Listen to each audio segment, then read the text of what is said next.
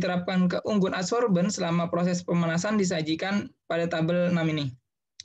Unggun adsorben telah dipicu oleh energi spesifik total sebesar 430,81 kJ dalam proses pemanasan awal. Sebagian dari panas total, yaitu 22,57%, digunakan untuk menaikkan suhu unggun dari ambien ke desorpsi. Sisanya 77,43% telah digunakan untuk proses desorpsi tekanan konstan. Tabel 6 ini mengilustrasikan laju kenaikan suhu selama pemanasan isoterik 1 ke 2.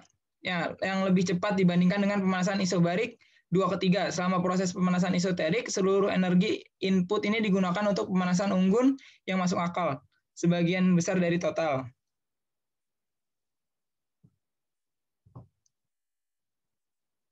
Oke. Nah, masukan panas telah digunakan untuk desorpsi refrigen selama proses pemanasan isobarik. Tabel 7 ini menggambarkan jumlah agregat energi spesifik yang dikeluarkan dari unggun adsorben selama proses pendinginan, di mana jumlah total energi panas yang dibuang adalah 422,5 kJ. Awalnya dalam pendinginan isoterik 3/4 hanya sebagian dari energi ini, sekitar 26,11% telah hilang ke atmosfer dan digunakan oleh lapisan untuk mempertahankan suhu lingkungan aslinya. Selama adsorpsi isotermal 4/1, bagian yang tersisa dari energi ini telah dilepaskan dari unggun ke atmosfer. Ya, jadi begitu, dan selanjutnya bisa di next. Nah, ini adalah pengaruh suhu desorpsi maksimum pada kinerja sistem. Pengaruh suhu yang pada gambar ini, pengaruh suhu desorpsi maksimum pada siklus COP-SY. COP-SY ini, kalau SY-nya kan sistem, tadi COP-nya itu, sebentar. COP itu koefisien kinerja atau daya pendinginan. Dan SCP ini adalah pendinginan absorpsi daya pendinginan spesifik sistem. Nah, disajikan pada tabel nomor 8 ini. Awalnya COP sistem meningkat dengan peningkatan suhu desorpsi mencapai nilai maksimumnya, dan kemudian perlahan menurun ketika sistem beroperasi pada suhu atmosfer konstan. Saat suhu desorpsi meningkat, desorpsi massa refrigen juga meningkat secara internal yang menyebabkan peningkatan efek pendingin. Jadi, sistem COP itu meningkat ke nilai optimal dan semakin berkurang di luar nilai suhu desorpsi optimal.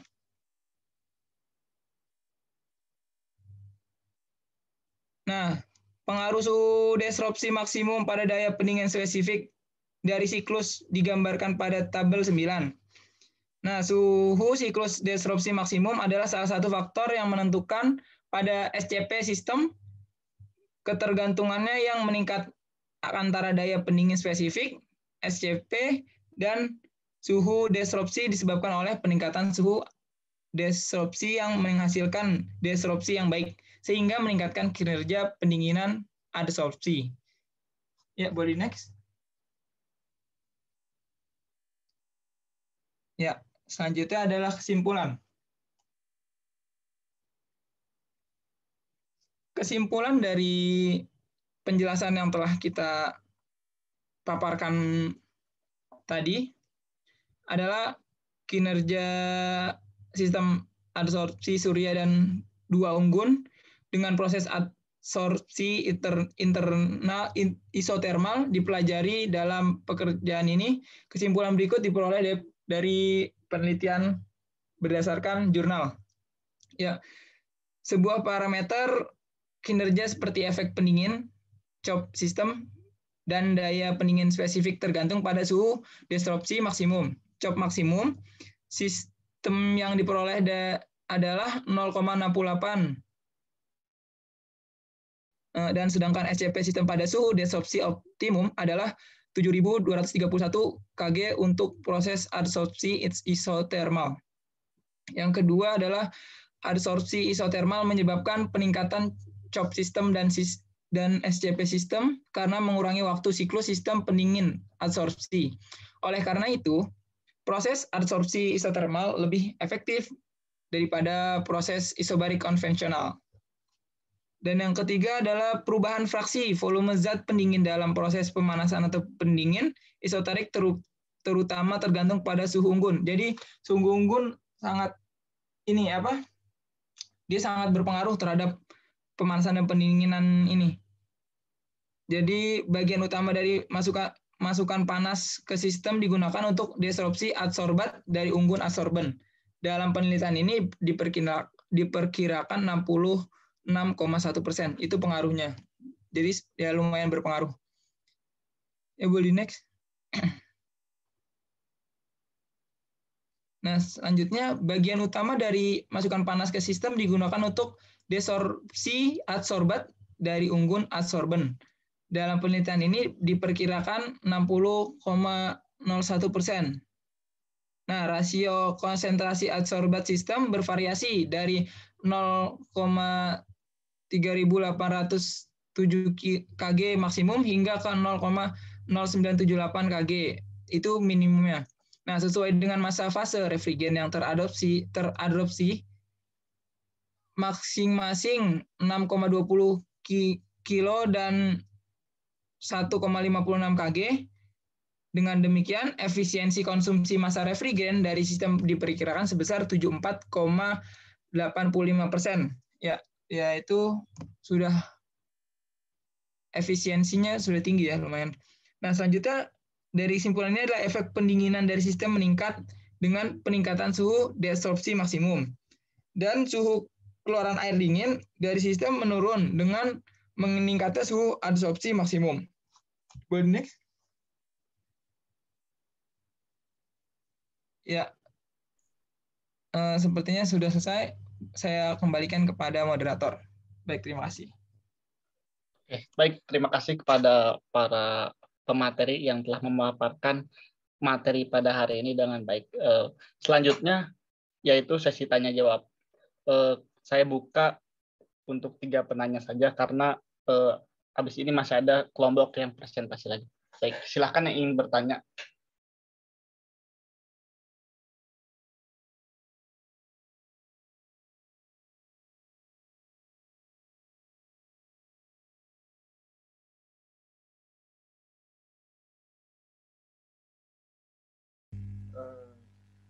Izin masuk. Ya, baik. Sebelumnya saya Rizal ingin bertanya. Bisa dijelasin lagi nggak itu soal efektif refrigeran mass dan refrigeran mass consumption efisiensi itu apa?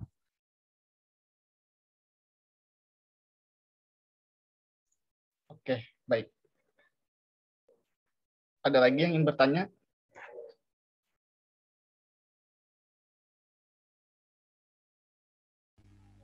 Izin masuk bertanya. Silakan. Sebenarnya faktor-faktor apa aja tadi yang mempengaruhi proses absorpsi yang dijelasin tadi? Oke, baik.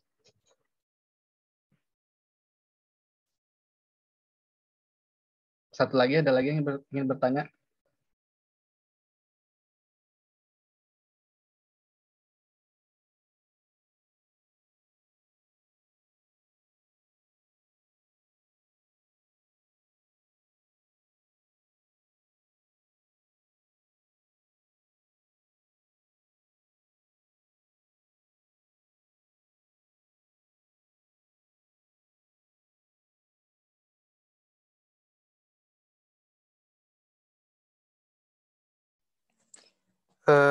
Izin bertanya.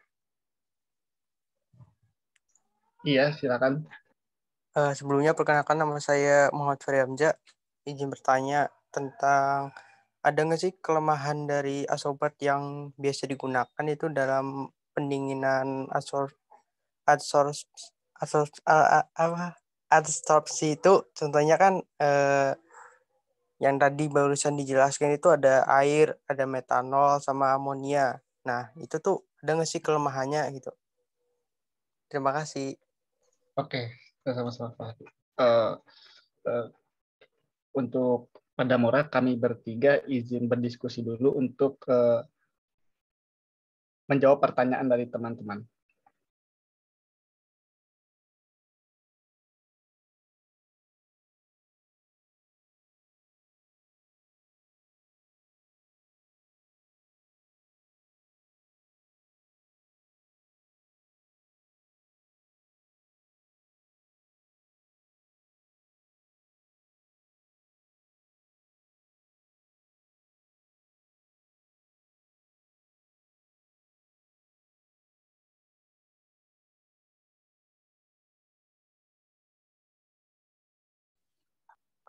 Oke, izin masuk teman-teman. Apakah suara saya terdengar, Mas Raffi?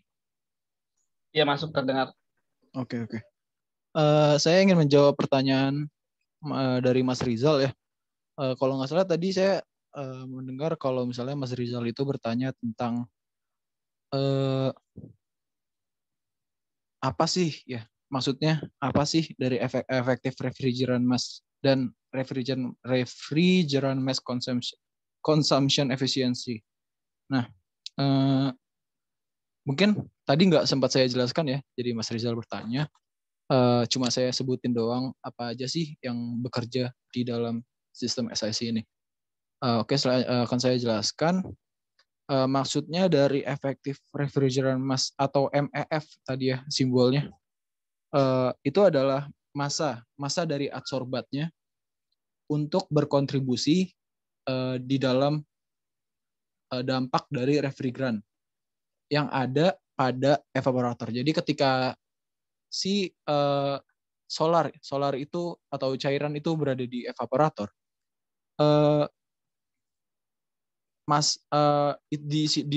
di dalam situ adsorbat itu memiliki massa. Nah, massa itu yang berguna untuk berkontribusi dalam efek memengaruhi si refrigeran.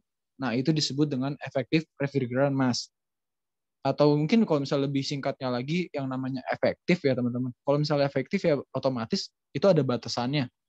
Kalau misalnya teman-teman lebih dari batasannya, hal itu udah nggak jadi efektif lagi gitu, atau mungkin kekurangan ya kan.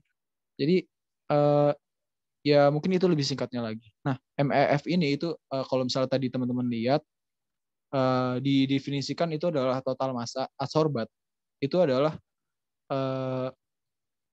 sama dengan MAC dikali Xmax dikurang Xmin yang di persamaan 37 tadi.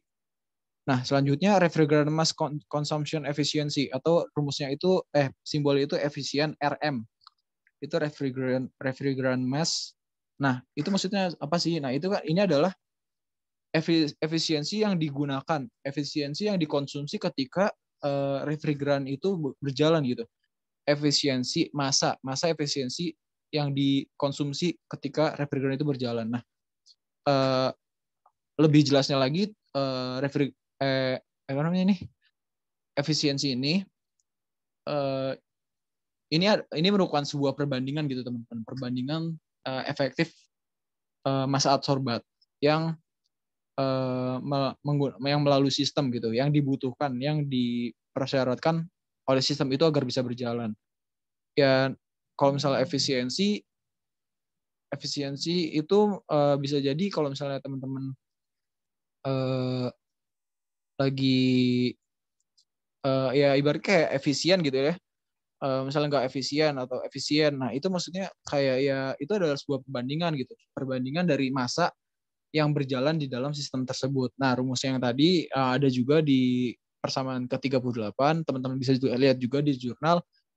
Di situ dijelaskan rumusnya yaitu 1 min per Xmax gitu teman-teman. Tadi juga sedikit disebut oleh Mas Rashid di pembahasan dari kesimpulan. Ya mungkin kalau misalnya Mas Rizal atau teman-teman lainnya ya yang ingin melihat lebih dalam lagi, teman-teman bisa melakukan praktik atau membaca jurnal ini lebih lanjut lagi. Mungkin itu aja dari saya. Terima kasih. Apakah sudah cukup terjelaskan, Mas Rizal? Baik, terima kasih.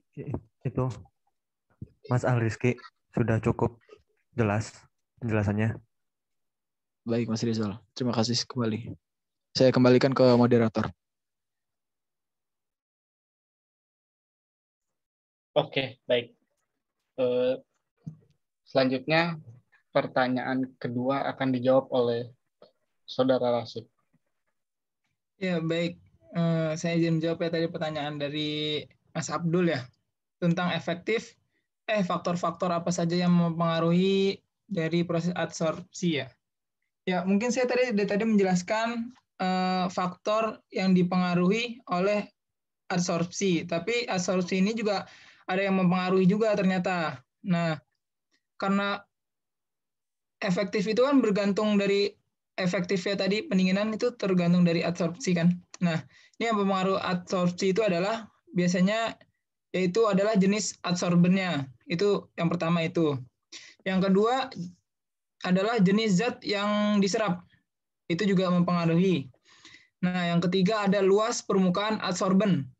Itu juga mempengaruhi dari adsorpsi itu sendiri. Dan yang keempat adalah konsentrasi zat yang diadsorpsi, dan yang kelima ada suhu. Nah, itu tadi suhu juga, tadi mungkin baru suhu yang saya jelaskan bahwa yang mempengaruhi adsorpsi ya. Ya, baik, itu aja sih. Gimana, Mas Abdul? Baik, nah, cukup sih. Makasih penjelasannya. Ya, baik, sama-sama.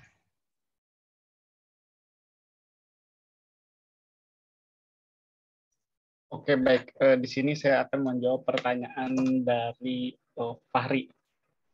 Nah, untuk kelemahan absorbat yang biasa digunakan untuk pendingin absorpsi, yang pertama air. Nah, air ini kan merupakan refrigeran yang ideal ya, karena memiliki kalor yang tinggi. Nah, tapi kelemahan di air itu ya, tekanan penguapannya itu rendah. Jadi ada batasnya kalau misalnya air itu sebagai pendinginan. Nah, selanjutnya metanol. Metanol itu memiliki tekanan penguapan yang tinggi dibandingkan dengan air. Tapi metanol ini memiliki kelemahan yaitu mudah terbakar dan beracun. Sama juga dengan amonia. Amonia juga memiliki kelemahan yaitu beracun sehingga penggunaannya dibatasi, dan kelemahan amonia selanjutnya itu tidak dapat ditampung pada instalasi yang terbuat dari tembaga atau campuran. Begitu. Apakah sudah terjawab, Saudara Fahri? Oke, baik, Raffi. Terima kasih sudah menjawab. Oke, baik. Terima kasih, Fahri. Mungkin karena pertanyaannya sudah 3 dan sudah kami jawab, maka presentasi pada sore ini saya sebagai moderator menutup jalannya presentasi.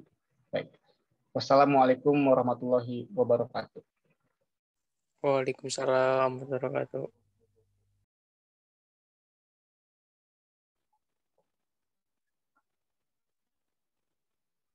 Ya, suaranya bisa jelas terdengar ya.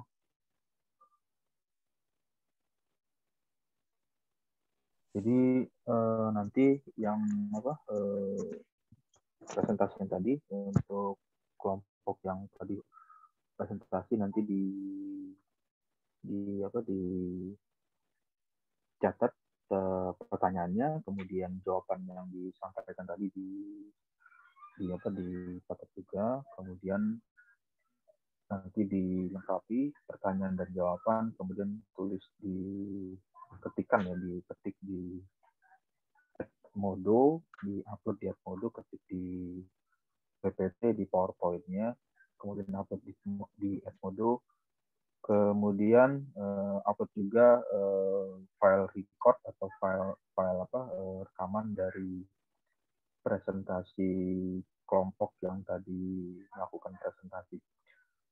Lalu masih ada yang presentasi nggak untuk apa namanya di akhir ini? Sudah semua ya?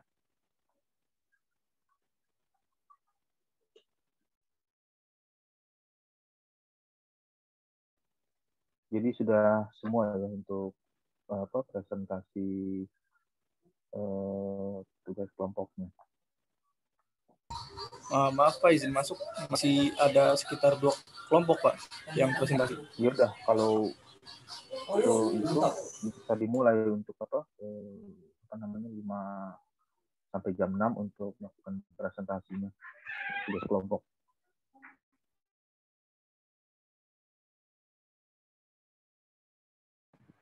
Baik Pak, izin share screen ya Pak. Dimulai untuk melakukan share screen.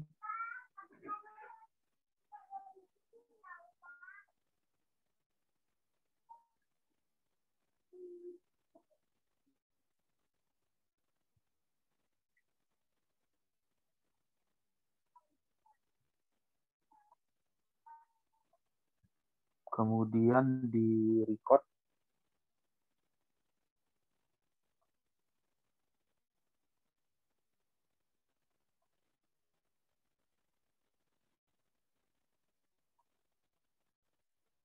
Baik.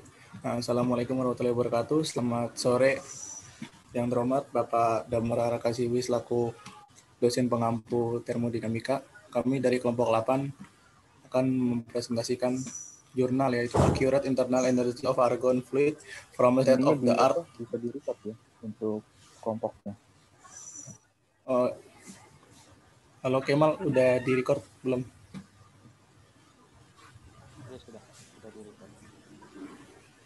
Sudah, Pak. Terima kasih Acit atas rekornya. Langsung judulnya itu Accurate Internal Energy of Argon Fluid from a State of the Art AB Initial Potential with Uncertainty Estimation. Kelompok 8 itu terdiri dari saya Muhammad Tri Pramudito dengan NIM 201031016. Kemudian ada Kemal Fahreza dengan NIM 20103111017.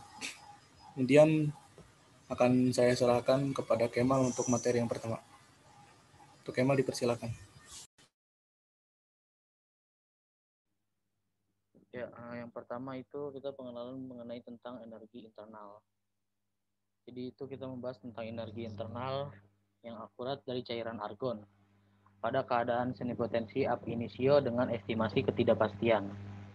Nah, yang pertama itu kita membahas tentang energi internal. Dalam termodinamika, energi internal itu suatu sistem. Adalah energi yang terkandung di dalam sistem, tidak termasuk energi kinetik, gerak sistem secara keseluruhan, dan energi potensial sistem secara keseluruhan, karena medan gaya eksternal. Energi internal suatu sistem dapat diubah dengan transfer materi atau panas, atau dengan melakukan pekerjaan. Ketika transfer masalah dicegah oleh dinding yang mengandung kedap air, maka sistem dikatakan tertutup. Kemudian disitulah hukum pertama termodinamika, di mana hukum pertama termodinamika itu menyatakan bahwa peningkatan energi internal itu sama dengan total panas yang ditambahkan, ditambah kerja yang dilakukan pada sistem oleh lingkungannya.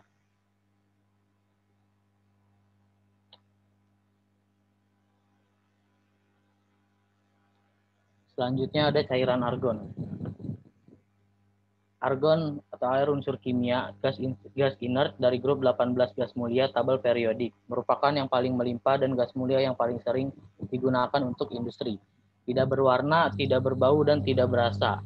Gas argon diisolasi pada tahun 1894 dari udara oleh ilmuwan Inggris Lord Rayleigh dan Sir William Ramsay.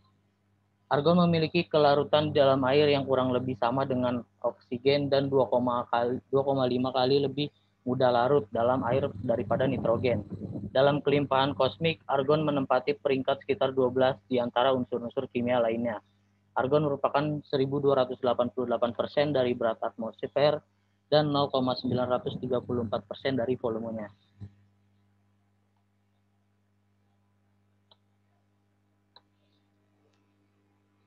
Selanjutnya ada ab initio. Ab initio itu adalah perangkat lunak. di mana perusahaan multinasional Amerika yang berlokasi di Lexington, Massachusetts. Ab initio itu juga dikenal sebagai alat pengujian ETL.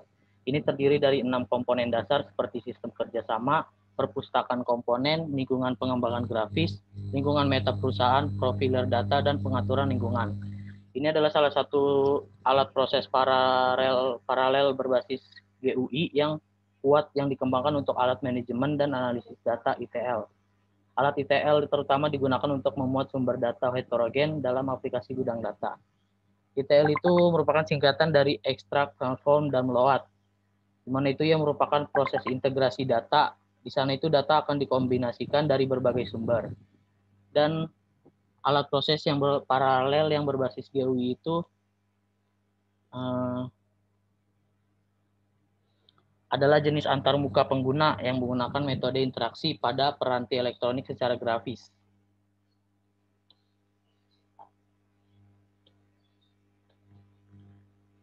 Penjelasan lebih jelasnya itu, ab initio itu adalah rangkaian aplikasi data yang berisi berbagai komponen gudang data. Umumnya itu orang menyebutnya ab initio, yang berarti sistem kerjasama ab initio. Ini juga dikenal sebagai alat ETL berbasis aplikasi antarmuka pengguna grafis. Ini juga memberikan kemampuan untuk menarik dan melepas berbagai komponen dan memasangnya. Ab initio adalah alat aplikasi pemrosesan paralel ETL dan digunakan untuk menangani sejumlah besar volume data.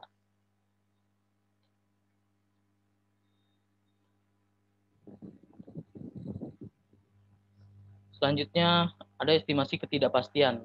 Ketidakpastian adalah parameter yang berhubungan dengan hasil suatu pengujian yang memberikan gambaran penyebaran dari nilai pengujian. Ketidakpastian pengukuran merupakan nilai ketidakpastian yang diperoleh dari pengukuran suatu bahan atau material dengan menggunakan peralatan dan instrumen yang terkalibrasi. Sehingga nilai ketidakpastian yang diperoleh merupakan nilai ketidakpastian gabungan dari setiap langkah atau proses pengukuran.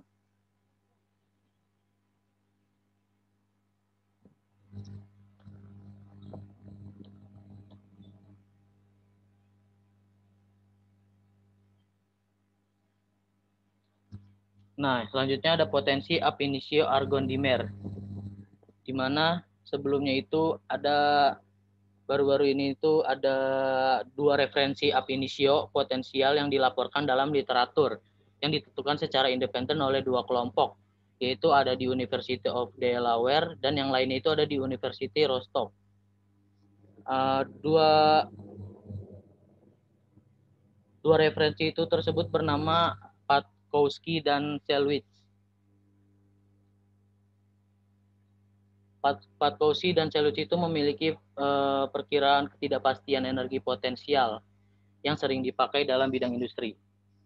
Potensi ab initio Patkowski dan Selwich ini digunakan dalam hal bekerja untuk menghitung energi internal fluida argon. Mereka juga menggunakan tinggi metode level ab initio untuk menghitung energi interaksi T-argon pada 33 jarak antar atom R dan memasangnya ke fungsi tipe Tang-Toenetian. Di mana ada rumusnya itu ada VR sama dengan A tambah BR tambah C per R plus DR kuadrat tambah R pangkat 3 E pangkat minus AR minus sigma 8N sampai 3 F2N BR C2N per R2N, di mana R lebih besar dari 1,3, besaran ABCDE, alfa B, C6, dan C8 adalah parameter, dan nilai C10 sampai C16 itu ditetapkan selama proses pemasangan fungsi redaman Tang-Toenetian F2NX yang diberikan oleh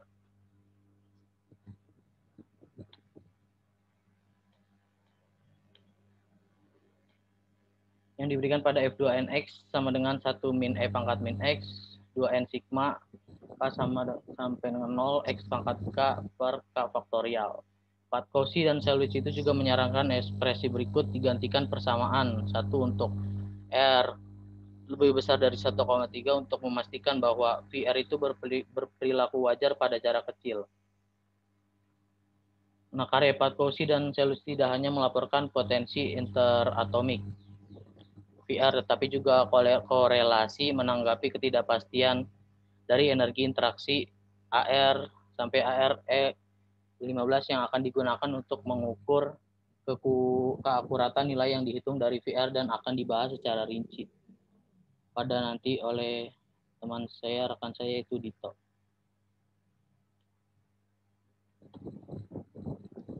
Selanjutnya itu ada tabel parameter fungsi energi potensial VR dan VR, V pangkat minus R dan V pangkat plus R untuk dimer argon dalam satuan energi dan panjang atom. Selengkapnya itu bisa dilihat lebih lagi ada di jurnal termodinamika yang ada di Edmodo. Selanjutnya, simulasi energi internal argon yang akan dijelaskan oleh rekan saya yaitu Dito. Kepada Muhammad Tri Pramudito, saya persilakan. Nah, di sini ada simulasi energi internal argon. Nah, dalam pekerjaan ini menggunakan bahasa pemrograman Fortran 90 untuk menulis kode simulasi. Simulasi dinamika molekuler pada interenergi akhir cairan argon dilakukan dalam ensemble mikrokanonik atau NVE, di mana termostat diterapkan dengan menyesuaikan kecepatan dari partikel. 864 atom argon dan kondisi batas periodik diterapkan dalam pekerjaan ini. Dilakukan pengaturan radius cutoff menjadi 2,5D dalam simulasi di mana diameter D 6,33352 Bohr. Diambil dari pekerjaan Patkowski dan Zalewicz. Sementara itu, koreksi jangka panjang selalu dipertimbangkan untuk memperhitungkan efek fluktuasi yang disebabkan oleh ukuran terbatas. Dalam periode ekuilibrasi dan produksi berjalan, langkah waktu ditetapkan menjadi 20.000 dan 1 Fs dipilih sebagai panjang waktu setiap langkah untuk sistem argon. Sistemnya sama, mengajukan setiap 25 langkah waktu selama setiap simulasi. Menggunakan molekul metode dinamik, energi internal fluida argon dihitung dalam pekerjaan ini dalam rentang suhu dan kepadatan yang luas atau wide dari titik triple ke daerah superkritis. Lanjutnya.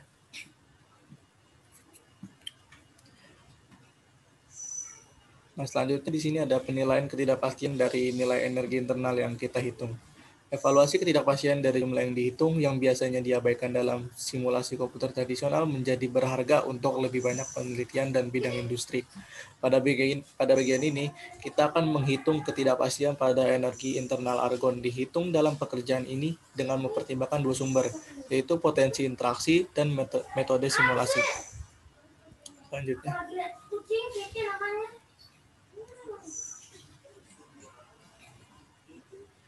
Nah, yang pertama itu ada kontribusi dari potensi ab initio. Potensi akurasi tinggi yang dikembangkan oleh Patkowski dan Zalewicz digunakan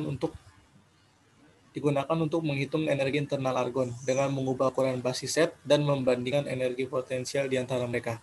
Patkowski dan Zalewicz mampu memperkirakan ketidakpastian energi interaksi mereka dan membangun dua potensial terikat, R dan R, untuk menjelaskan ketidakpastian potensial.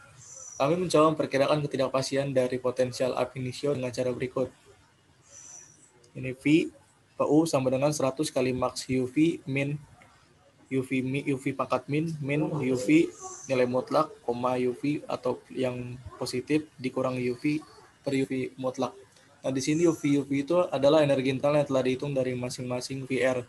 Ada VR yang negatif, ada VR yang positif. Lanjutnya.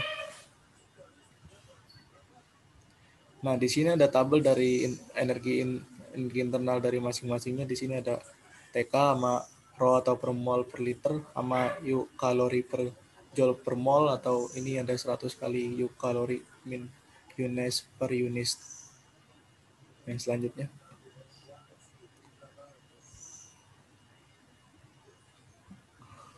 Nah, kemudian ada yang kedua itu tadi faktornya dari kontribusi dari metode simulasi. Perkembangan perhitungan mekanika kuantum sekarang menyediakan cara yang mungkin untuk memperkirakan ketidakpastian metodologi simulasi. Helium seperti argon juga merupakan sejenis gas mulia. Ide kami di sini adalah untuk menganggap helium sebagai benchmark dan menggunakan potensi luar biasa dari Przybylak et al. Untuk mensimulasikan energi internal cairan helium yang akan dibandingkan dengan data referensi untuk memperkirakan ketidakpastian metode simulasi ini. Selanjutnya. Biasanya tidak mungkin untuk mengukur energi internal cairan dengan cara langsung. Untuk energi internal helium, sejauh pengetahuan kami tidak ada eksperimen data yang tersedia dalam literatur. Karena energi internal juga dapat diperoleh secara akurat dari persamaan keadaan kualitas referensi dan persamaan keadaan energi Helmholtz. yang diterapkan dalam database NIST RefProp 10.0 digunakan untuk menentukan data energi internal referensi untuk helium. Tabel 2 juga mencantumkan penyimpanan relatif dari nilai yang dihitung dari data NIST untuk 14 poin dengan nilai rata-rata absolut 0,27% yang mencakup rentang suhu dan kepadatan yang luas.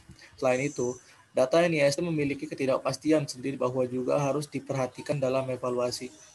Untuk energi internal yang dihitung dari persamaan keadaan energi Helmholtz, ketidakpastian umumnya diyakini sebagai 1/4 hingga setengah dari kapasitas panas isobarik CP, yaitu sekitar 2% untuk helium yang diberikan oleh RefProp 10.0. Lanjutnya.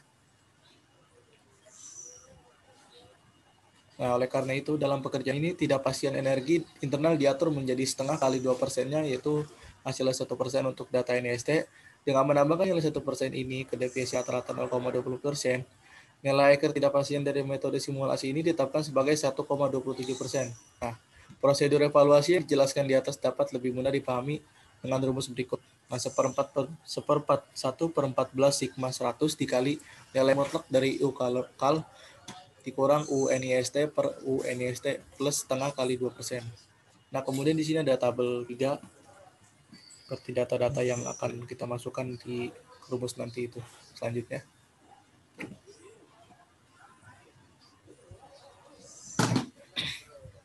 Nah, di sini akhirnya kita dapat pastian total energi internal argon yang dihitung dapat ditemukan dengan menjumlahkan atau menggabungkan ketidakpastian dari potensi ab initio dan dari metode simulasi. Nah, ini rumusnya itu akar yang dari ab initio dan dari metode simulasi. Selanjutnya.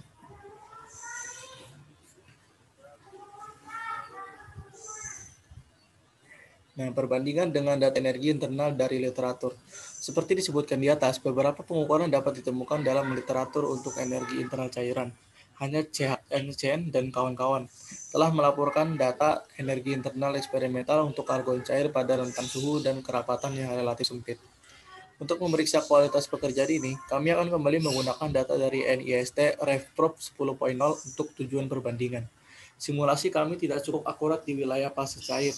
Pengujian pendahuluan kami ini menunjukkan bahwa nilai yang dihitung dalam pekerjaan ini tidak sesuai dengan data NIST untuk energi internal argon. Menggunakan metode Monte Carlo bersama dengan beberapa potensi empiris untuk menghitung energi internal argon cair, mereka menganggap tidak hanya interaksi dua benda, tetapi juga interaksi tiga benda, Axelrod-Taylor, untuk menjelaskan efek fase cair.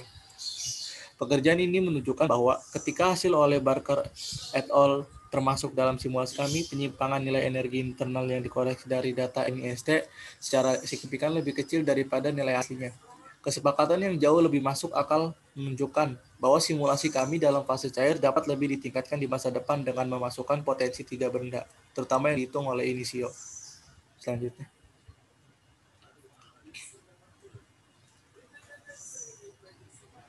Nah, kesimpulan dari semuanya itu dalam karya ini, energi internal fluida argon dihitung menggunakan potensi ab initio Patkowski dan Zalewicz dengan simulasi dinamika molekul.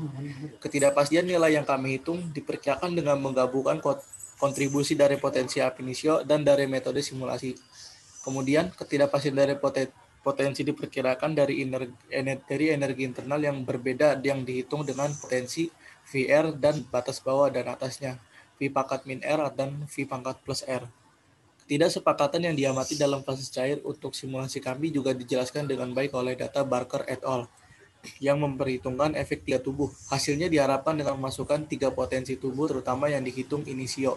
Simulasi komputer kami dapat memberikan hasil yang memuaskan yang mencakup rentang suhu dan kepadatan yang lebih luas di masa mendatang.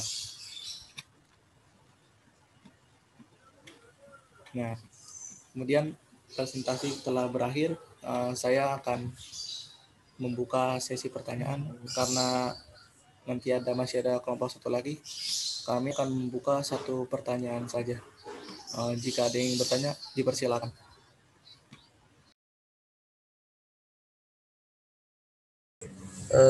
Izin masuk kelompok 8. Iya, masuk Yusuf. Saya Yusuf Eka Setia dari kelompok 11 ingin bertanya. Tadi kan di slide awal dijelaskan tuh itu apakah itu ab initio terus ETL. Nah, pertanyaan saya, bagaimana proses pengoperasian ab initio terhadap ETL. Terima kasih. Jadi proses dari ab initio ya. Sebentar kami akan berdiskusi selama 5 menit.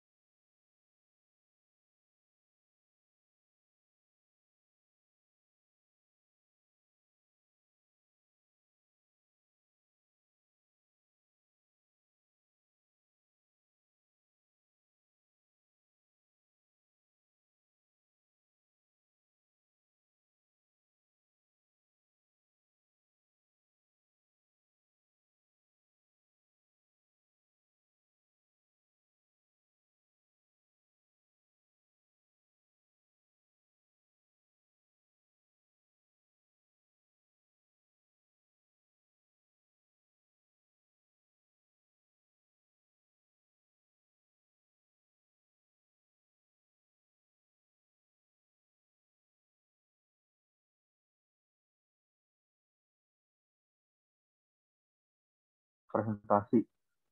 Kemudian yang pertanyaan tadi, ada pertanyaan nggak? Ada Pak 1. Ya, nanti pertanyaannya ditulis ya, ditulis pertanyaannya apa, kemudian jawaban apa yang diberikan, lalu diketik di PowerPoint-nya, diketik di PPT di PowerPoint, kemudian diupload kembali di Edmodo, jadi diupload di Edmodo beserta record atau rekaman dari presentasi tugas kelompoknya.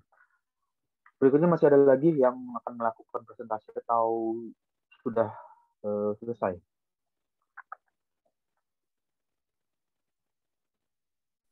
Masih ada, Pak. Ya, kalau ada bisa dimulai untuk melakukan share screen. Oke, baik, Pak. Sebentar. Kemudian di-record rekaman untuk presentasi kelompoknya.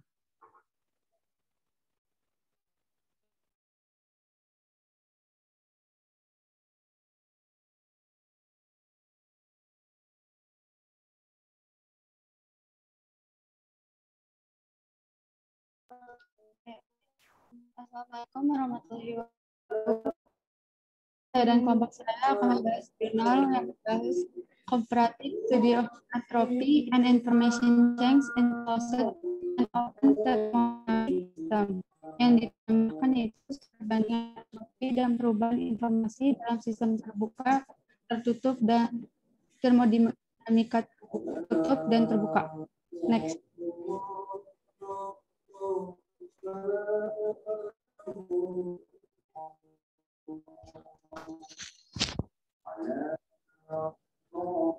Boleh next nggak?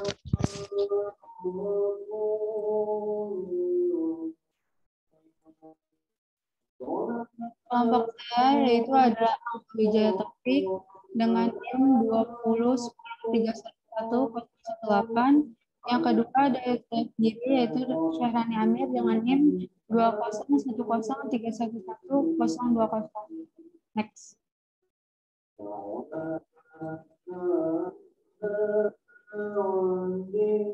Daftar isinya yang pertama yaitu ada abstrak, penjelasan singkat mengenai isi jurnal, yang kedua ada pendahuluan yaitu uraian permasalahan yang akan diteliti, yang ketiga ada analisis teoritis yaitu analisis dalam rangka pemastian bahwa teori yang digunakan sudah benar, yang keempat ada kesimpulan. Materi yang pertama, next enggak. Yang pertama ada abstrak yang dijelaskan oleh saudara Angga. Pada saudara Angga dipersilakan. Terima kasih kepada Amir telah mempersilakan saya presentasi. Untuk yang pertama itu abstrak. Dalam makalah ini kami membahas